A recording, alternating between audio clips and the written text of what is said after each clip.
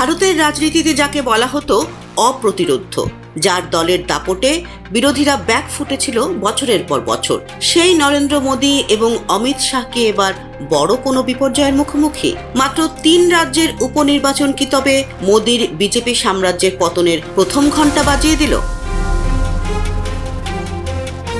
ঘটনা বিহারের বাঁকিপুর আসনের। এই আসনটি গত 40 বছর ধরে বিজেপির দখলে, যেখানে এর আগে বিজেপি কোনোদিন 54% নিচে ভোট পায়নি, যেখানে ভোটের আগে বিজেপি নেতারা দাম্ভিকতা দেখিয়ে বলেছিল কুকুর বিড়াল দাঁড় করালেও বিজেপি জিতবে। সেই দুর্ভেদ্য দুর্গে ধাক্কা খেয়েছে মোদী শিবির।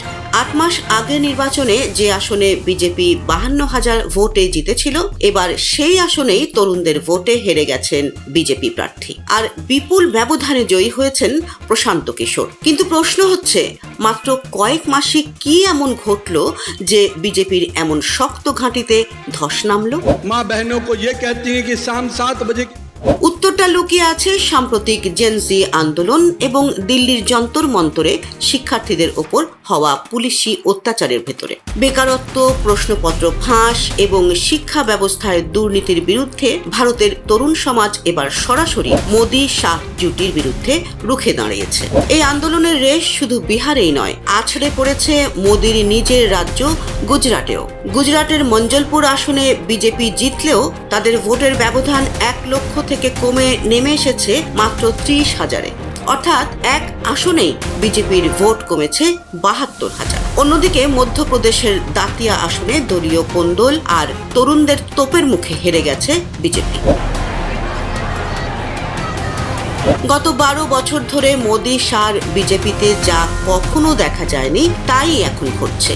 বিজেপি নেতারা এখন প্রকাশ্যে দলের বিরুদ্ধে বিদ্রোহ করছেন। মোদী শাহর লৌহ মুষ্টির কেন্দ্রীয় নিয়ন্ত্রণ যে আলগা হতে শুরু করেছে মধ্যপ্রদেশের দলীয় কোন্দল, তার বড় প্রমাণ। পরিস্থিতি সামাল দিতে এবং জেনজির মন জয় করতে এখন মধ্যরাতে মোদীকে ইনস্টাগ্রামে বার্তা পাঠাতে হচ্ছে। আরএসএস প্রধানকে তরুণদের কাছে দৌড়ঝাঁপ করতে হচ্ছে। যে বিজেপি একসময় বিরোধীদের পাত্তাই দিত না, তারা আজ তরুণদের ক্ষোভের আগুনে ব্যাকফুটে।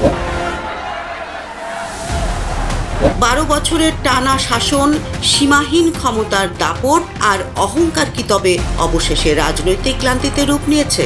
মোদী সরকারের বিরুদ্ধে সাধারণ মানুষের ক্ষোভ আর তরুণ সমাজের প্রতিরোধ এখন এক জায়গায় এসে মিলেছে। এই 3টি উপনির্বাচন হয়তো কেবল শুরু। ভারতের রাজনৈতিক বিশ্লেষকরা মনে করছেন মোদীর বিজেপির পতনের কাউন্টডাউন বা উল্টো গণনা এখান থেকেই শুরু হয়ে গেল।